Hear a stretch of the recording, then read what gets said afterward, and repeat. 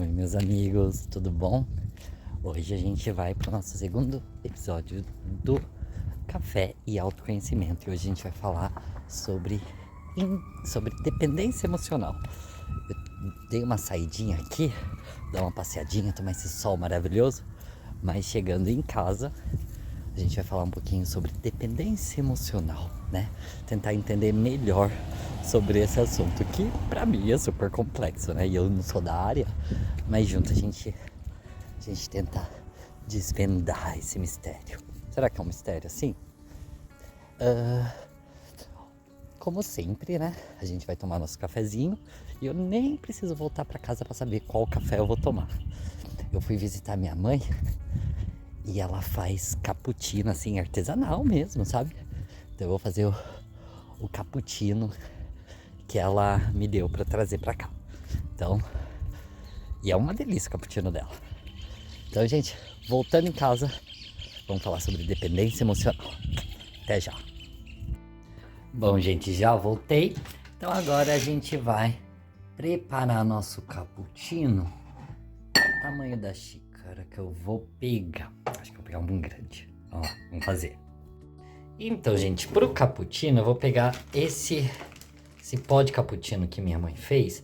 Ela mistura, eu não sei qual que é a receita, ela mistura chocolate em pó com um monte de coisa, mas eu não sei qual que é exatamente a receita, mas eu sei que é uma delícia. E eu sei que vai açúcar demerara, que eu vi ela falando.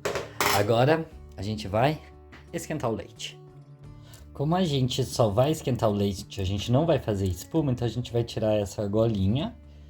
E daí a gente já coloca aqui direto, porque com esse negocinho aqui, ele vai fazer espuma.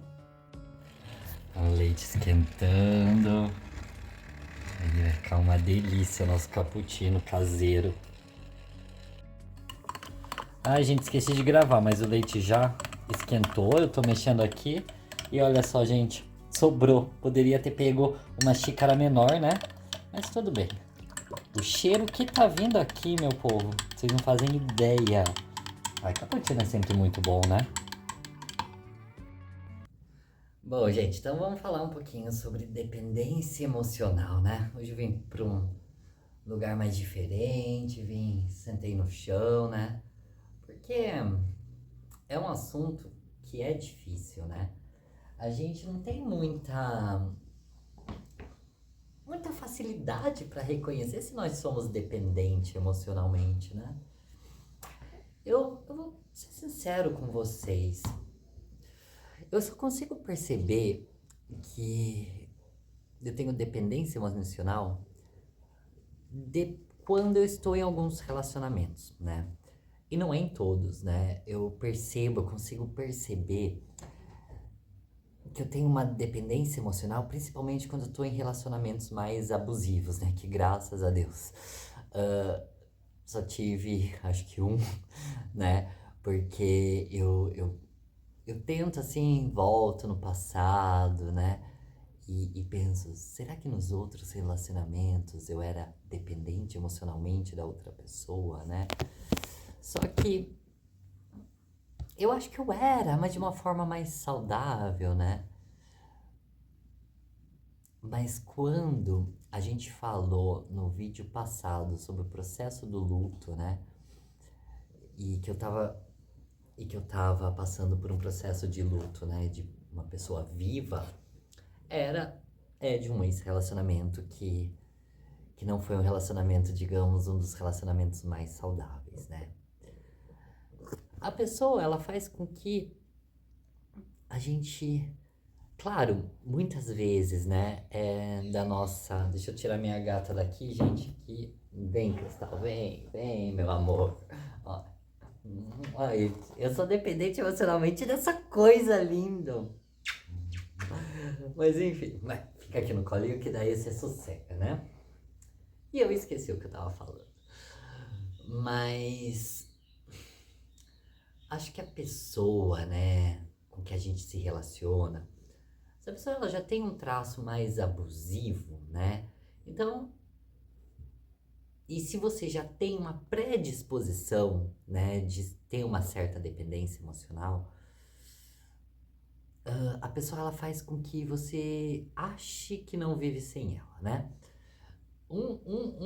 Acho que um aspecto assim que eu acho que é um clássico, né? É quando a pessoa faz acreditar que aquele amor é de vidas passadas e que a espiritualidade, o plano espiritual uniu vocês, né? E a gente cai. A gente cai. A gente cai porque muitas vezes a gente é vulnerável. A gente cai porque muitas vezes a gente tá carente. A gente cai porque muitas vezes a gente tá muito tempo sozinho. É difícil, gente. Não é fácil. Mas eu me pergunto, será que a gente se torna dependente emocional de alguém? Ou seja, né? O que que é a dependência emocional? Você precisa do outro para ser feliz, né? Ou eu acho que tem a forma saudável e a forma não tão saudável disso. Mas será que a gente se torna? Será que a gente nasce? Será que vem da infância? Eu não sei dizer, gente, mas eu sei sentir alguns sintomas, né? Por mais que, por exemplo, uma pessoa, você convive com uma pessoa, você se relaciona com uma pessoa e a pessoa não é legal, né? O relacionamento acaba através de mentiras, através de traições, através de rejeição e abandono. E mesmo assim, você tem dificuldade de abrir mão, de esquecer, de parar de sofrer. E quando você vê, você ainda tá ligado, nem que seja psicologicamente ou energeticamente, você ainda de uma certa forma tá ligado à pessoa. Por mais que a pessoa não tenha sido bacana com você. Isso eu acho que é um sintoma da dependência emocional, né? E aí, como que a gente sai dessa, né? Eu resolvi gravar esse vídeo porque eu tava viajando e quando a gente viaja, a gente esquece um pouco da nossa realidade, né? Porque a gente tá com outras pessoas, a gente tá em outra cidade, em outro contexto, né? A gente se dá o luxo de esquecer de alguns problemas ou de algumas batalhas que a gente enfrenta na nossa cidade que a gente habita, né? Mas voltando hoje, gente, você, eu me deparo de novo com as batalhas, né? Com a tentativa de uma cura emocional.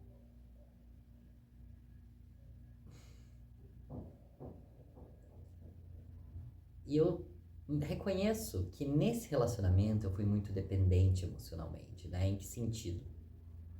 Eu aceitei muitas coisas que eu não aceitaria, né? Perdoei muitas coisas que eu não perdoaria, mas eu digo assim, eu sou muito assim de desculpar a pessoa, dar uma segunda até uma terceira chance.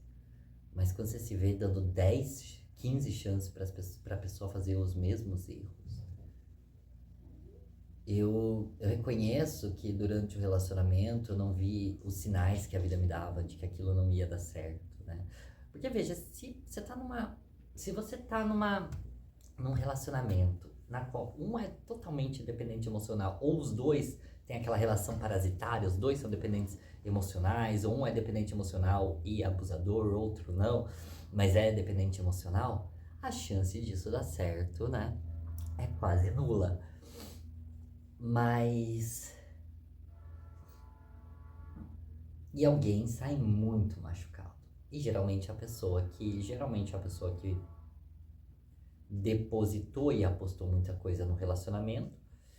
E geralmente aquela pessoa que foi a leal, que foi sincera, que foi a mais correta. Geralmente são esses que mais sofrem em um relacionamento.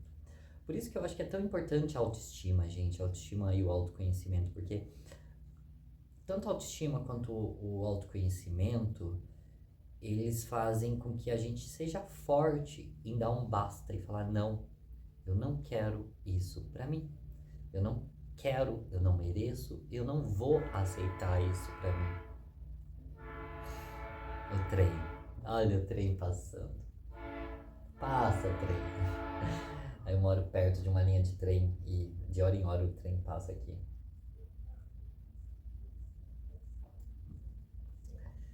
É difícil você se sentir sozinho e saber que é uma luta tua. Uma luta só tua, gente. Você lidar com lutos, lidar com términos, lidar com a própria dependência emocional, lidar com a solidão, é uma luta individual. É uma luta em que a tua família, os teus amigos, a tua terapia podem te dar apoio, podem te dar ferramentas. Mas no final do dia, é você por você mesmo. No final do dia, ou no início do próprio dia, é você lidando com aquele sentimento de vazio, porque é isso que a dependência emocional traz. Um sentimento de vazio. Você precisa do outro para te completar. E eu acho que tá tudo bem. O importante é vocês reconhecerem a dependência, né? E trabalharem para sair dessa, né? Que é um processo da cura emocional, né? Cura emocional e dependência emocional, elas não se combinam, né? Então a gente precisa da cura para sair disso. Mas eu acho que o mais importante é não se sentir a culpa, não se sentir culpado de ter a dependência emocional. Porque é uma coisa do nosso inconsciente, talvez a dependência emocional ela surja através de traumas que nós tivemos ao longo da nossa vida e que a partir de uma certa idade ela se manifesta. O importante é identificar e daí a gente consegue trabalhar contra ela, né? Porque se a gente é independente emocionalmente, se a gente gosta, se a gente olha no espelho e gosta do que vê, né? Ou seja, a famosa autoestima, nada mais abala. A partir do momento que a gente reconhece que a gente é o protagonista da nossa própria vida, nada mais nos abala, né? Mas é difícil chegar lá, né? Como eu disse agora há pouco, é uma luta diária.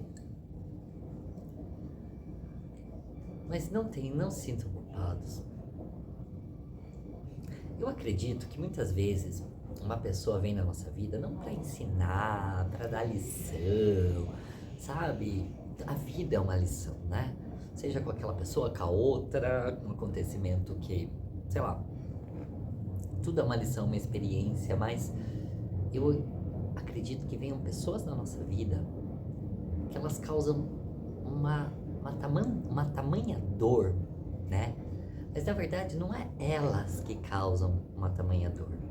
Elas apenas surgem para revelar feridas e traumas profundos que não foram curados e são lá do passado.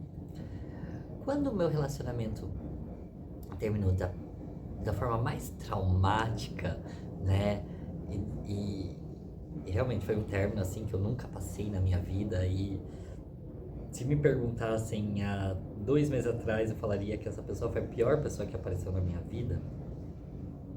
Hoje eu já vejo com outros olhos.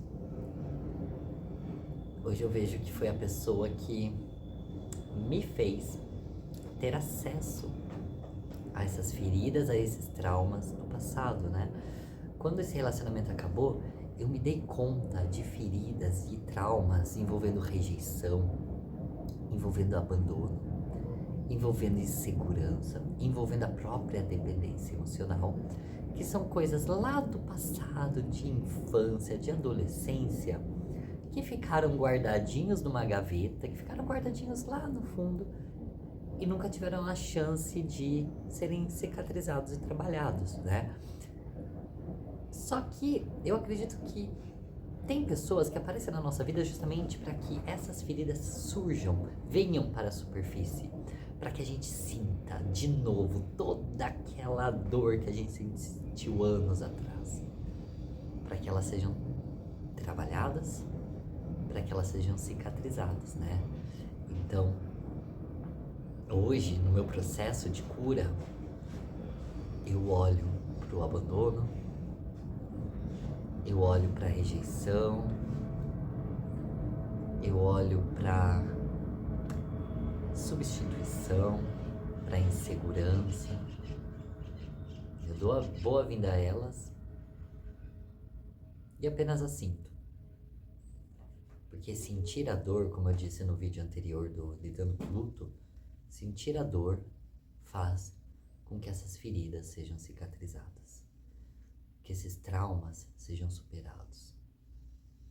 Que daí no próximo ciclo, no próximo capítulo da minha história, eu saiba lidar com as adversidades da vida com mais eficiência, né? Acabe não passando dos meus limites, acabe aprendendo a dizer não e não aceitando qualquer coisa que me aparece. Então, gente, eu acredito que essas pessoas que vêm na nossa vida para fazer a gente sofrer de uma tal forma e sentir uma dor, que é muito mais uma dor física do que emocional, essas pessoas elas não vieram para fazer a gente sofrer, e sim para a gente trabalhar feridas antigas, para crescermos, evoluirmos e deixar o passado no passado.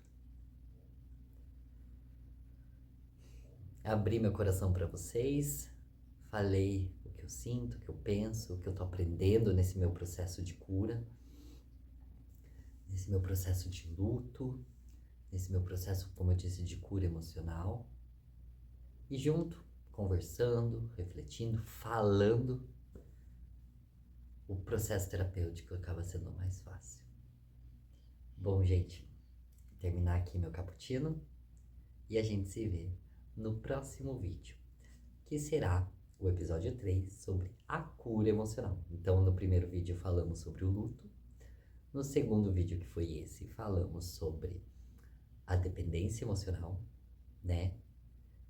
Que é, a gente tem que trabalhar a autoestima e sentir todas as dores que aparecerem. E no próximo eu vou contar um pouquinho como está sendo o meu processo de cura, que vai ajudar muito vocês, eu espero, tá? Contem comigo sempre, gente. Até a próxima.